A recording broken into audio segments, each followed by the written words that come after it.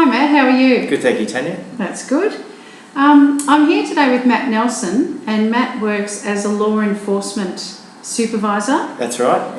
We have a team. Yeah, here in Melbourne. So Matt, if you just want to walk me through what it is a law enforcement officer actually does. Sure. That'll give some good information to those who are interested in law enforcement. Certainly. Well, my team that I manage are the traffic officers in a local government area, and so their role is to issue infringement notices to vehicles that are parked illegally, and I manage a team of officers that do that.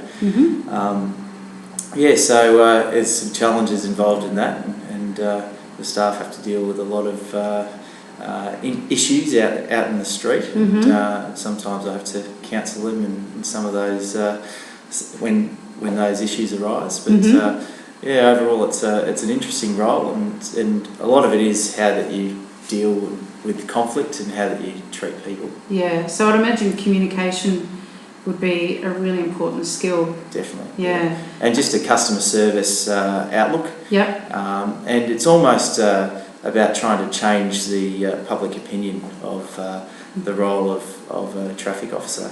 Yeah, so no doubt you've got lots of customers. Yes, so we call them customers, and we get a lot of I deal with a lot of escalations, so that's always, I find it a bit of a challenge, to be honest, to having those discussions with people. Yes. But at the end of the day, it's one of those, you can only give them advice about what they can do, and they can decide to choose to take that advice or not. Yeah. And so what are some of the things that you do really enjoy about the role? Yeah, well, I guess I'm based at a local government where it's quite a bit of a community feel, so I enjoy liaising with the different departments, and I'm constantly dealing with the traffic engineers and the other local laws staff members, so the other local laws enforcement officers in various areas, not just parking. So, and when the computers go down, I'm always over at IT, and they're sick of me. But no, I do enjoy liaising with different, not only within council but also externally. We have a lot of traders and community groups that we're asked to help out and obviously be seen in the community. So that's always you get to know people, and that's it's all, once again, it's about managing those relationships too. So so it's a pretty broad network of people that you work with. Yeah, that's right. Yeah.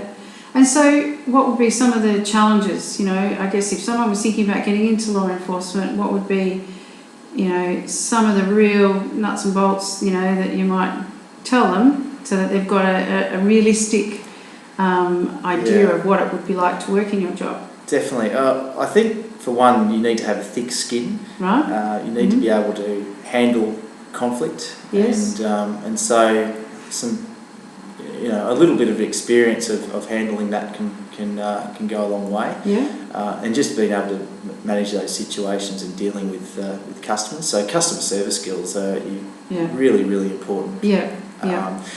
Without that, you sort of leave yourself open to being misunderstood. Yes. And that's something you almost have to sell yourself when you're out there. Okay. Especially if you've issued a fine, one of the staff members issued a fine, and they've come back to the car. You have to switch into a mode where all of a sudden you have to be able to get your point across in a very in a manner that's going to allow you to walk away from that safely. So, so for me as a supervisor of those staff, it's about providing them with guidance around that, and putting in some OH&S,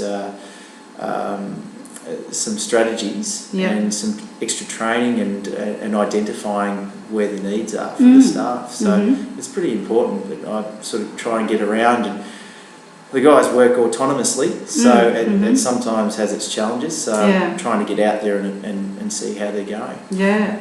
Well, I would imagine you could probably describe it as a continuous educational, you're continuously educating the public and and your staff about the importance of what you're doing. Yep. And I also would imagine that resilience, engaging in resilience training is important too. Yeah,